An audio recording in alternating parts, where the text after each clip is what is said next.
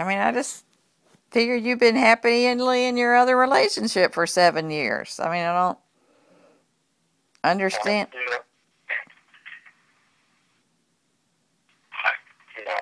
I hear you on that, and at the same time, we got married